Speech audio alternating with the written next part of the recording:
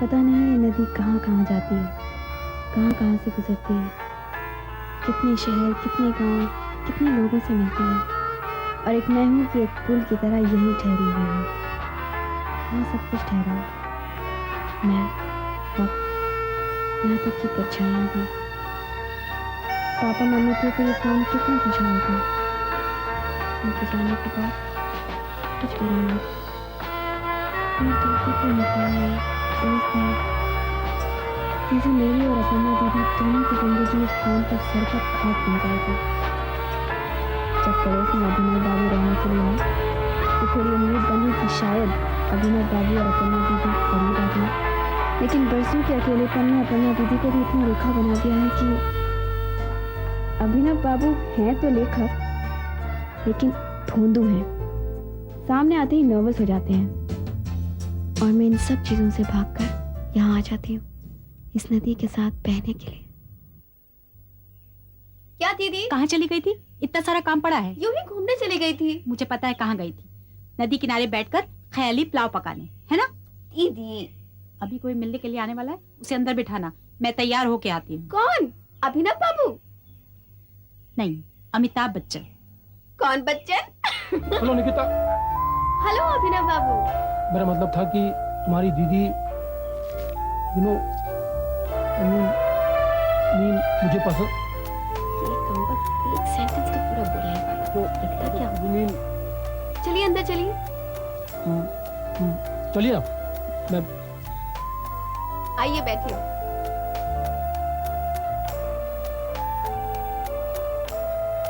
बैठिए। हाँ बैठो। आप बैठे नहीं, खड़े हुए हैं, बैठ जाइए। नहीं, मैं अंदर ही बैठा। आप दीदी 2 मिनट में आ जाएंगे। लेकिन आप कहाँ जा रहे हैं? मैं ख्याली पुलाव में नमक डालना भूल गई थी।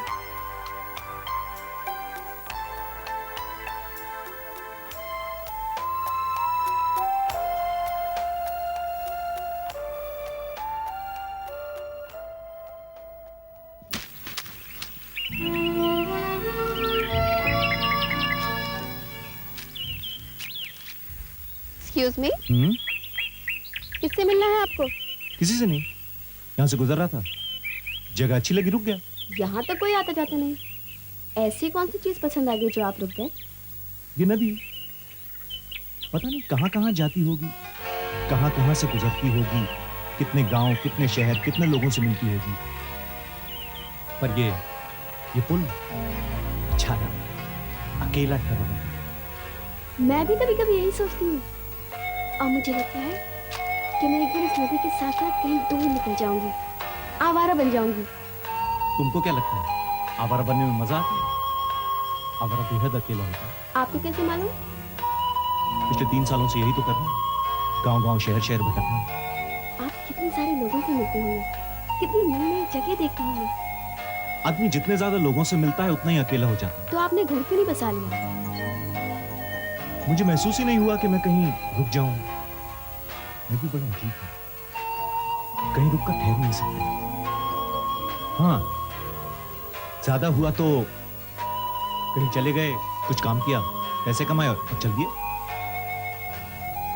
वैसे मेरी जरूरतें बहुत ज्यादा है नहीं। अब कोई इंतजार करने वाला भी नहीं। मैं कहीं आपको बोर तो नहीं कर रहा? मैं भी कितनी अजीब हूँ, एक अजनबी से इतनी सारी बातें कर गई। होता है। आपका फार्म बहुत बड़ा है। हमारे पास ज्यादा जानवर तो नहीं है और पैदावार भी इतनी नहीं है, लेकिन फिर भी दीदी यही कहती रहती है कि कितना काम पड़ा है। मैंने फार्म पर बहुत काम किया है। अगर आपको जरूरत हो तो मैं आपके लिए काम कर सकता हूँ। इससे आपकी मदद भी हो जाएगी और मुझे थोड़ी बहुत आमदनी भी। दीदी घुमंती लोगों का भरोसा नहीं करती, लेकिन आप कोशिश कर सकती हैं। मैं भी कितनी पागल हूँ, दीदी मेरा इंतजार कर रही होंगी, आपसे बातें करते करते 1 घंटा गुजर गया। ओहो, मैंने आपका नाम भी नहीं पूछा। नाम जानने से क्या होता है? लोग जिंदगी भर साथ रहने के बाद भी एक दूसरे को नहीं जानते। वैसे मुझे संगीत करना है। मेरा नाम मिलकर खुशी है। आप देखिए दीदी को आपसे मिलके खुद। चलिए एक तजुर्बा सही।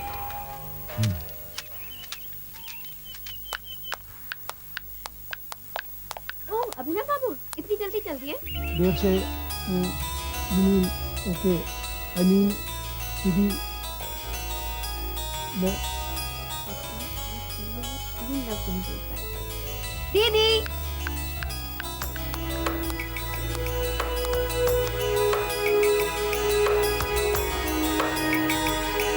निकिता, ये क्या बेवकूफी है? तुम्हें क्या लगा था तुम रास्ते चलते किसी को भी पकड़ लाओगी और मैं उस पर भरोसा कर लूंगी? मुफ्त दिखाने वाले रास्ते में बहुत मिल जाते हैं। दीदी आपकी दीदी ठीक कहती है निकिता जी। अपर्णा जी, मैं आपके फार्म पर काम करूंगा, इसके बदले आप मुझे 2 वक्त का खाना दे दें, इतना ही काफी होगा मेरे लिए। मुझे ना तो एहसान करना पसंद है और ना ही एहसान लेना। मैंने अपनी जिंदगी कुछ ऐसे ही जी। अगर आपको फार्म पे मेरी जरूरत है तो मैं कुछ दिनों के लिए रुक सकता हूं, वरना मैं और मेरा रास्ता। ठीक है, तुम यहाँ रुक सकते हो, लेकिन सिर्फ 2-3 दिन के लिए। मैं तुम्हें काम की लिस्ट दे देती हूँ जो तुम्हें करनी है। दीदी दीदी विधि कुछ नहीं, तुम अंदर चलो, बहुत काम करो।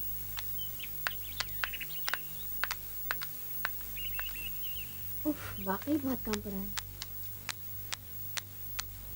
अभिनव बाबू को बिठा कर गई थी, क्या कह रहे थे? अभिनव बाबू सिर्फ ये कहने के लिए आए थे कि उन्होंने अपनी कहानी जो मैगजीन के लिए भेजी थी वो वहाँ से वापस आ गई है और उसे अब वो एक नई मैगजीन के लिए भेज रहे हैं, और ये कहने में उन्हें पूरा 1 घंटा लग गया। इडियट।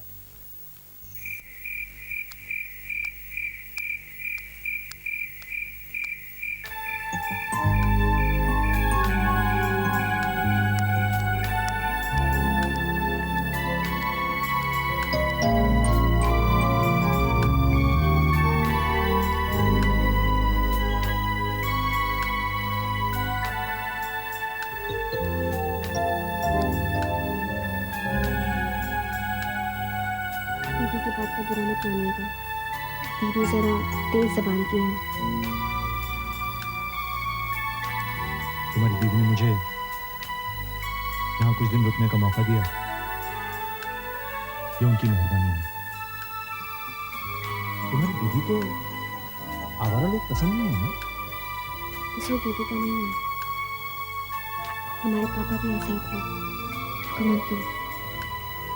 जहाँ मनाया उठ के चल दिए, कभी ये प्लान कभी वो प्लान, सब हवाई चले। और माँ बेचारी घर में अकेले घुटती रहती थी। एक बार पापा गए तो लौट के नहीं आए, इसी गम में माँ भी चल गई।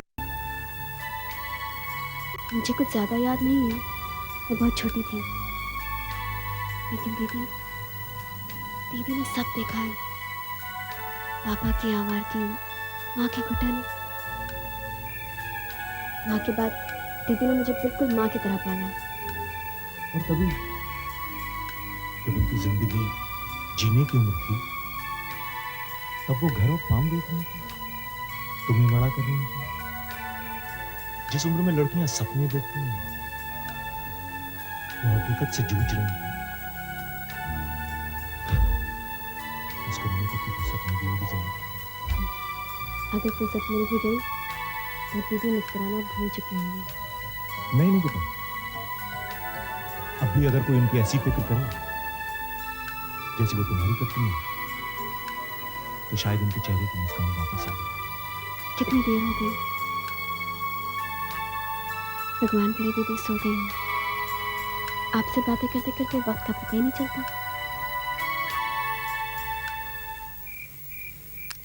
मुझे भी।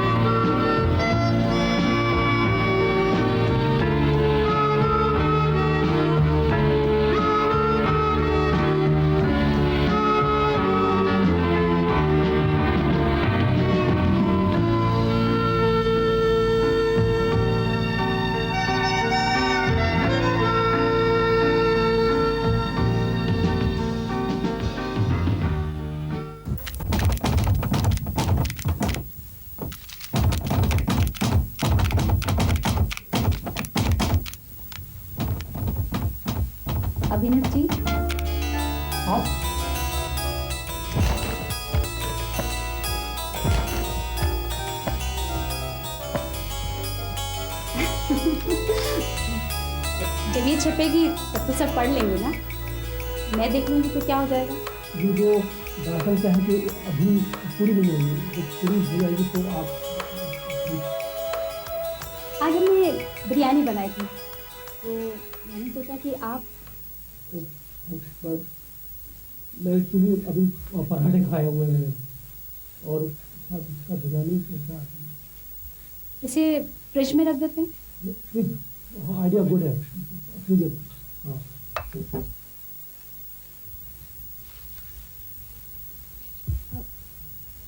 आप उस दिन एक किताब का जिक्र कर रहे थे, मैं शहर गई थी तो अचानक मिल गई, मैंने सोचा कि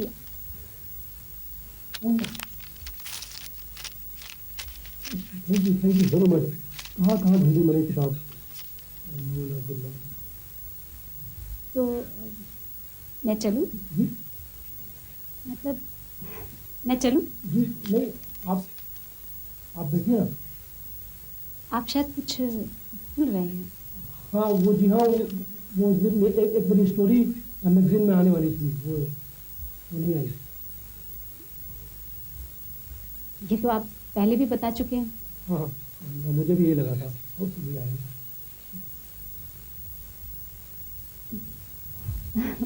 मैं चलती हूँ। जी वो मैं आपसे कुछ कहना चाहता था। जी कोई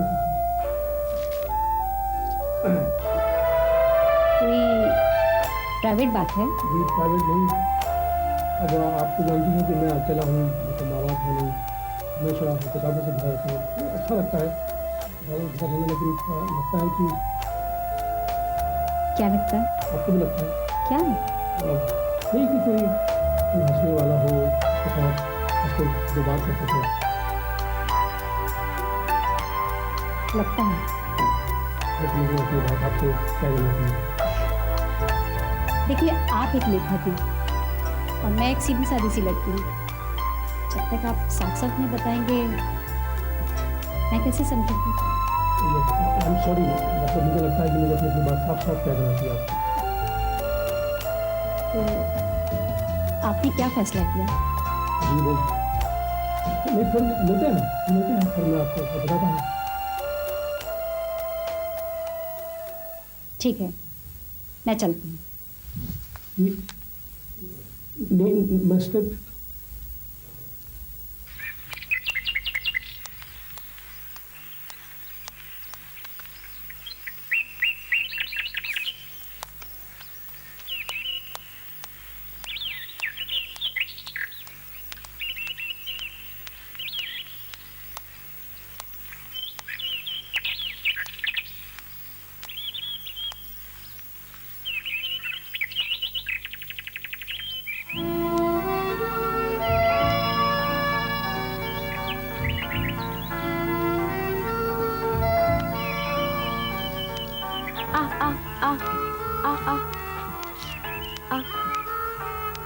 आजा आजा।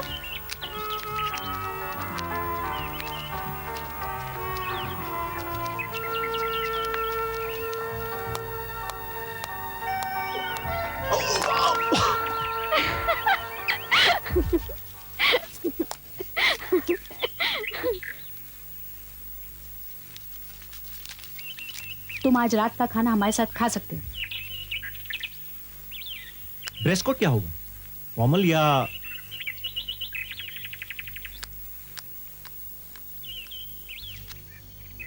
अच्छा हुआ कि मैं यहां रुक गया। तुमने हमारी काफी मदद की। काश मैं तुम्हारी और मदद कर सकता। क्या तुम जाने की सोच रहे हो? हाँ जाना तो पड़ेगा। तुम चाहो तो रुक भी सकते हो, दीदी तुमसे नाखुश नहीं है। और मैं, क्या तुम चाहती हो कि मैं रुक जाऊं? अगर मैं चाहूं तो तुम रुक जाओगे? नहीं निकिता, मैं बनने और ठहरने के लिए नहीं बना। मेरे पैर में चक्कर है, मुझे कोई नहीं बदल सकता, मैं खुद अपने आप को नहीं बदल सकता। और तुम समझते हो कि तुम्हारी ये मजबूरी हम तीनों की जरूरतों से ज्यादा बड़ी है? दीदी तुम हमारी बातें सुन रही थी? खामोशी में ये आवाजें बहुत दूर तक सुनाई देती हैं निकिता। ये शब्द मैंने कई बार सुने हैं। पापा के मुंह से। ये शब्द कितने जाने पहचाने हैं, शब्द जिन्होंने मां की जान ली, हम दोनों को अनाथ किया। सब मर्द एक से होते हैं, धोखेबाज। ये झूठ है, मैंने किसी को धोखा नहीं दिया। तुम दोनों को मालूम था कि 2-3 दिन बाद यहां से चला जाऊंगा। हाँ, हमें पता था। अगर आप दोनों को फुर्सत मिल जाए तो बाकी बचा हुआ काम निपटाने की कोशिश करें। दीदी को पता नहीं क्या हो गया, उनकी बात का बुरा मत मानना। जिंदगी इतनी छोटी है कि इन छोटी छोटी बातों पर वक्त बर्बाद करने से कोई फायदा नहीं।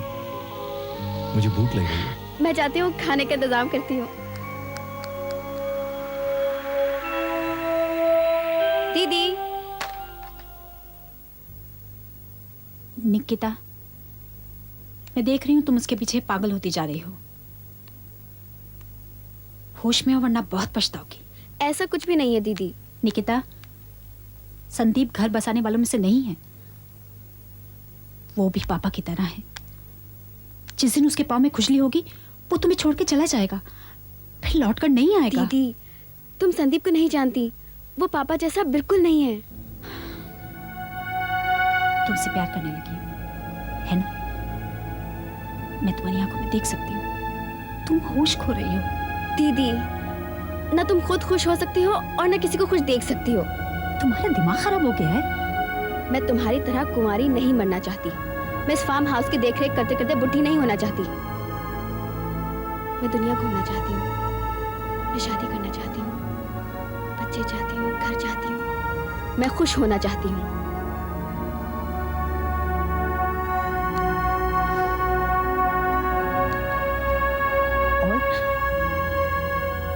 और तुम्हें लगता है कि मैं उसमें रुकावट हूं?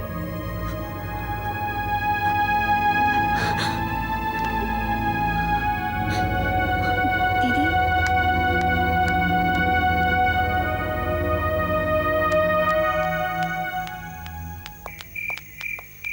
दीदी अंदर हैं। निकिता, जी दीदी से तुमसे मिलने के लिए आया हूँ। कहिए। अच्छा हुआ कि तुम अकेली मिल गई। दीदी के सामने तुम्हारी जुबान। जल्दी कहिए, क्या बात है? कोई है जिसे मैं अपनी पत्नी बनाना चाहता हूँ। निकिता, ये बात आप खुद दीदी से कह दीजिए, मुझे यकीन है वो ना नहीं कहेंगी। निकिता, मैं दीदी की बात नहीं कर रहा हूँ, मैं तुम्हारी बात कर रहा हूँ। I love you. I love you, Nikita.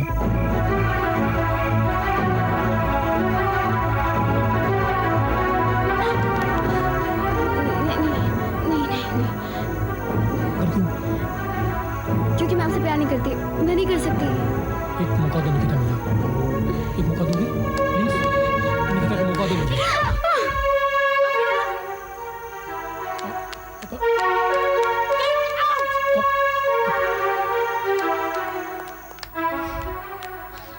दीदी, मुझे तो यकीन नहीं आता कि तुम ऐसा कर सकती हो। मैंने जब तुम्हें घर से बाहर जाते देखा तो मैं तो कभी सोच भी नहीं सकती थी कि तुम अभिनव से। मैं अभिनव से मिलने नहीं गई थी, मुझे नहीं मालूम था कि वो बाहर खड़ा होगा।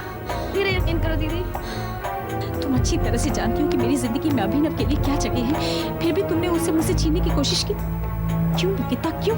मेरी सूनी वीरान जिंदगी में पहली बार एक जरा सी खुशी आई थी।